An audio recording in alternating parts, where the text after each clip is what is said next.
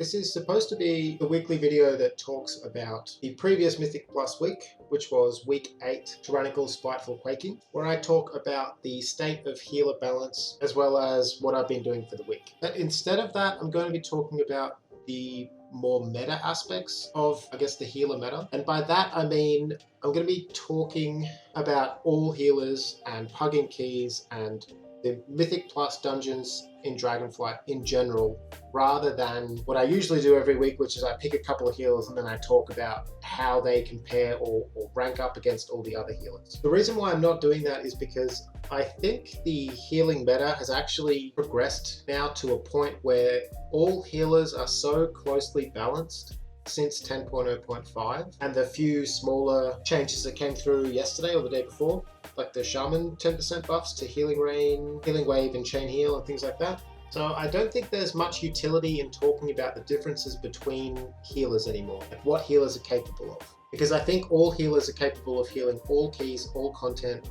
I actually think we're at a point now where there is no one healer that's just better than all the other healers. The first couple of months of the season, before the healer, like the underperforming healer buffs came in and before the difficult healing checks in dungeons got nerfed, I think it definitely was a meta where you had the kind of top 2, maybe top 3 healers, Evoker, Druid, and Paladin, and then you had everything else. And those top 3 healers, especially the top 2, were just objectively better than every other healer in every situation. But I think that's no longer the case. I think we're now at a point where different healers are better for, like, depending on your group composition and the dungeon you're running. I think that you can take a Holy Priest or a Disc Priest or a Mistweaver or a Resto Shaman or the typical or classically underperforming specs, and you can take them into the most difficult healing checks in the highest keys, and they can all heal that content. So we're at a point now where personal preference or like filling up gaps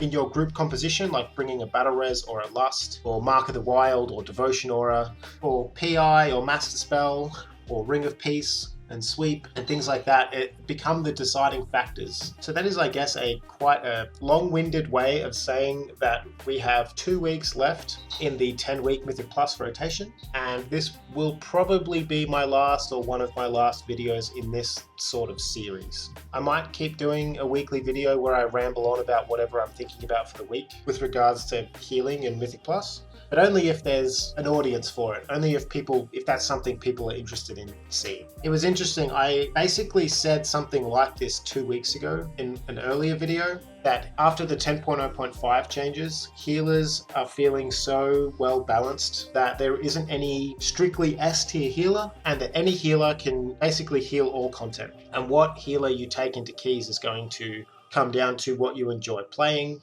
and like I said, what your group is lacking or what dungeon you're going into. A dungeon where PI might be fantastic or Master Spell might have a lot of value, like Temple. And then a couple of days ago, I saw the Titanforged podcast with Tettles and Dratnos, and they had Growl on, I believe, as the weekly guest. And he was effectively saying something very similar, that healers are quite well balanced now, or at least where throughput is no longer the deciding factor for what healer you take into high keys. And it's been really nice to see that sort of opinion kind of permeate the meta. I see people talking about it now on the forums and on Reddit, saying that you can take, a Resto Shaman into a high key where a couple of months ago that was effectively considered trolling, and now you can take it into a high key and it's a great choice because maybe you want damage and you need Bloodlust, and Resto Shaman becomes an optimal pick for the dungeon you're going into and the group you're playing with. So the too long didn't read, I guess, summation of that 5-minute rambling on is that the healer meta videos that I was making in the past were mostly about comparing the different healers against each other.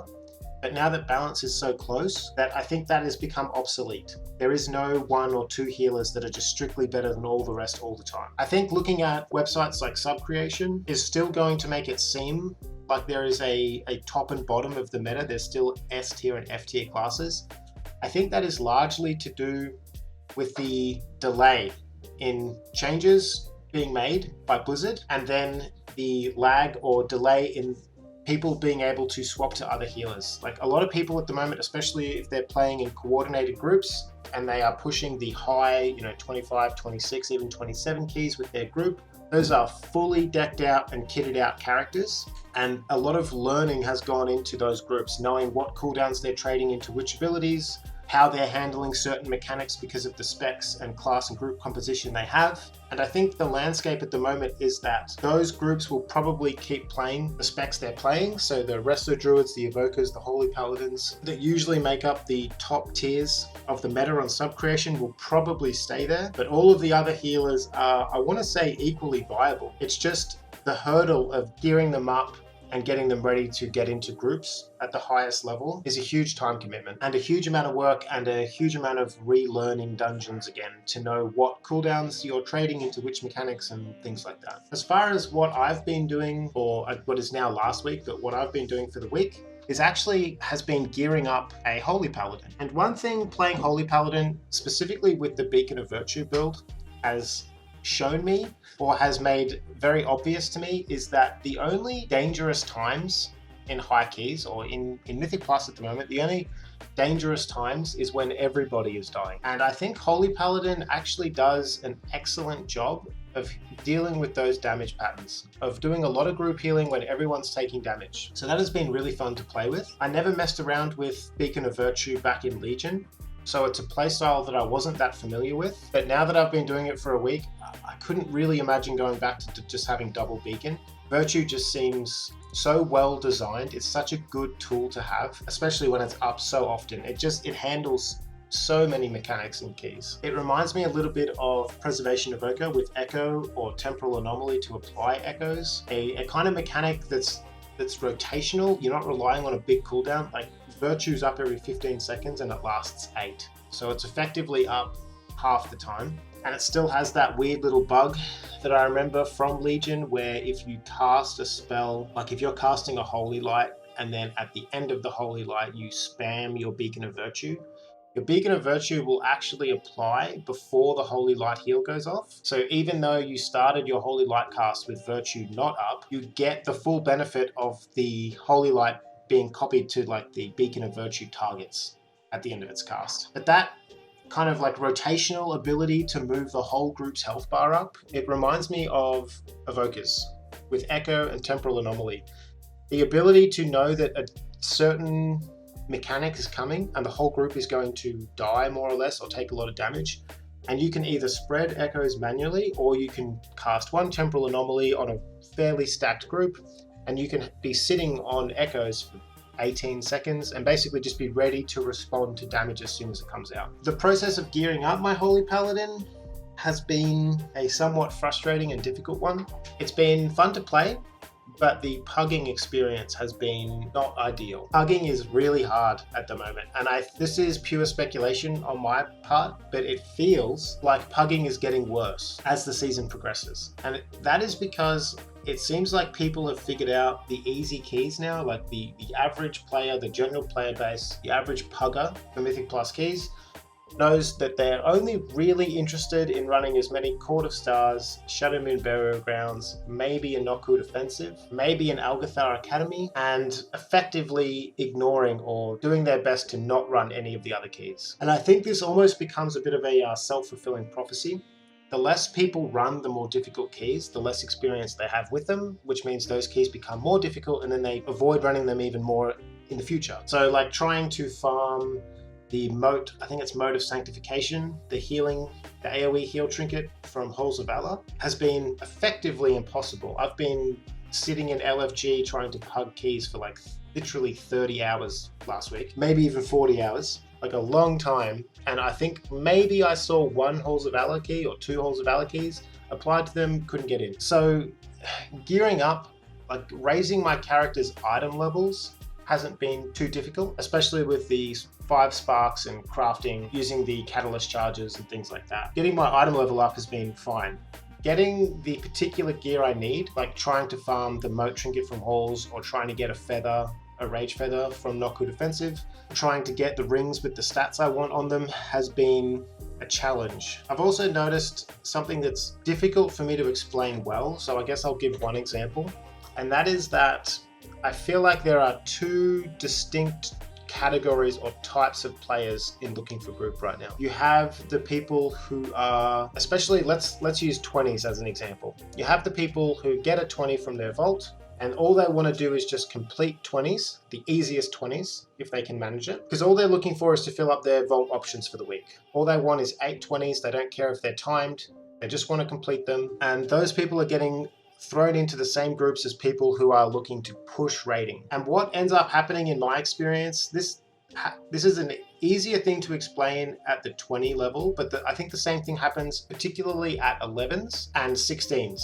Because those are the minimum key levels required to farm. Like, you need 11s to farm the infusion items for the 405 crafted gear, and then you need 16s or above to farm the infusions for the 418 crafted gear. So you get people trying to gear up alts who see 16s as a bit of a joke, who get put in the same keys or run the keys with the same people who might be pushing a 16. A 16 is a push key for them. And you get, one type of player who sees the 16 as an easy key and gets frustrated when anything goes wrong, or when people don't know a mechanic or the route's wrong or whatever.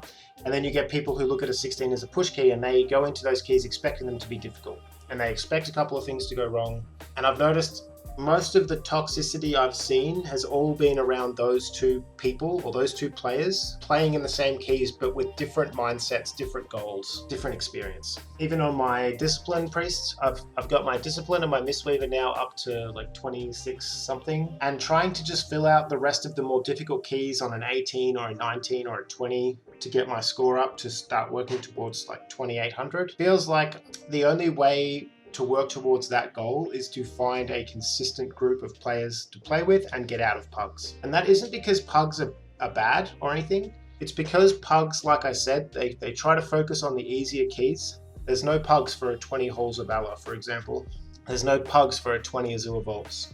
But there's 15 pugs for a Burial Grounds or a Quarter Stars. So getting all my dungeons done on Tyrannical and Fortified just to climb score and get some more practice in the more difficult keys has been, it's a real challenge. As far as talking about, I guess, all healers here, is like the healer meta, I guess. And that is that I have actually found healing the lower keys is a more difficult experience, or more challenging than healing the higher keys. So healing even a 12 or an 11 or a 15 or a 16, generally speaking, is much more difficult than healing a 20. There are obviously cases where that isn't true, because sometimes you get everything that goes wrong in a 20, and sometimes you get absolute giga chads just blasting through a 16. In general, for the most part, healing lower keys has been more difficult for me.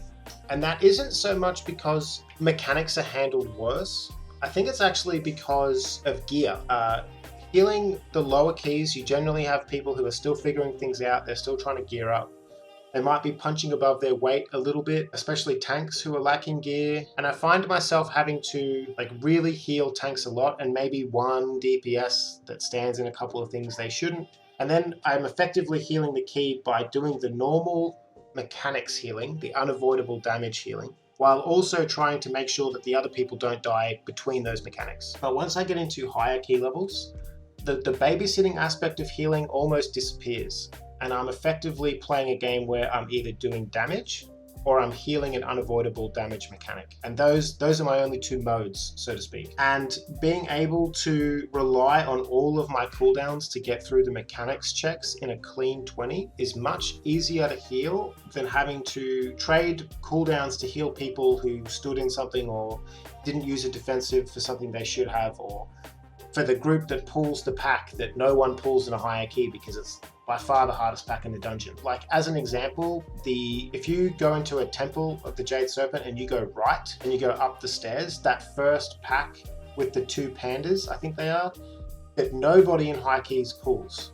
because the two named mobs in that pack throw out debuffs, and those debuffs are impossible to heal at higher key levels. But if you go into that key on a 16, everyone just runs straight into that pack, and you're left trying to kind of heal those debuffs off, or dispel one and heal the other without using all of your cooldowns, because you probably need your cooldowns for the next pack or the next boss or whatever. So it becomes more difficult to heal. As far as the dungeons themselves and the Mythic Plus changes as a whole going into Dragonflight, the change from going from Mythic Plus being a 2 to 15 key level range to being a 2 to 20. I think the increased difficulty has led to a couple of consequences. The first is that it's very easy to play an off-meta healer or an unpopular healer or a different build on a healer that nobody else is playing, and you go into a key and things don't go well and you struggle to heal through certain mechanics or brick the key or something like that. And it's easy to do that and think, oh, well, the problem is that I wasn't playing the ST healer.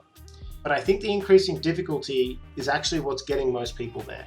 I think every healer is going to struggle in some situations. So while it's easy to fail on like a Holy Priest or something and just tell yourself that, or while maybe it's other people telling you that things would have been much better if you were on a Resto Druid or something, I think that's actually just mostly the increase in difficulty of Mythic Plus keys, rather than one healer being significantly better than the other. That was the case in the early parts of this season, but now I feel like it's just difficulty. All healers are going to struggle, or like all healers are going to struggle or work very hard or have to play very well to get through a Tempest Storm in Not Good Fensive on a Tyrannical.